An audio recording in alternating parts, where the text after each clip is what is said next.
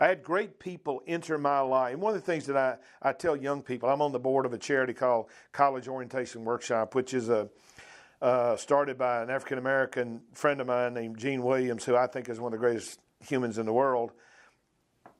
Gene started this.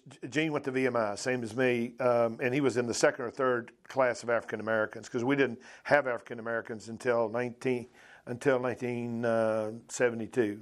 Wow. 72? It wasn't 72. 68. Because this year was that's right after you started VMI. Yeah, it was 50th anniversary. So there was a group that were 4 of them that was right behind me, and then Gene was 2 years later.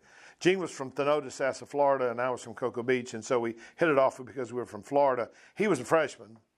I was a senior, so he didn't play together because, freshmen weren't eligible. But he was the hardest hitting person I ever seen in my life. And I tell people, pound for pound, Gene Williams was the best football player I ever met. Now, he lost a kidney in a game, got hurt. And this was an individual that wasn't allowed to even be in the school before. Well, yeah, exactly. I mean, three years later, we didn't take blacks, and then we take Gene Williams. Well, Gene decides, after he graduates, that this VMI experience changed his life.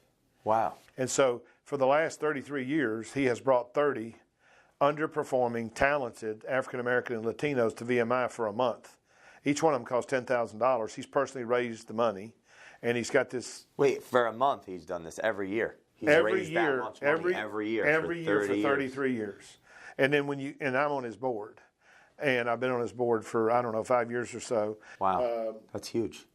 But he really believed that the discipline taught you that you could become way more than you understood you could become. Was that your first coach's ethos, that discipline could bring you up, or was that Gene?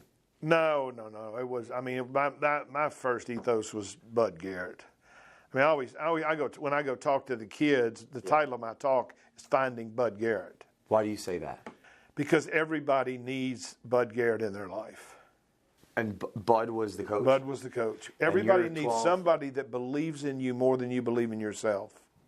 That you like, trust, respect, and admire. That can get you to see the greatness that's in you that you can't see yourself.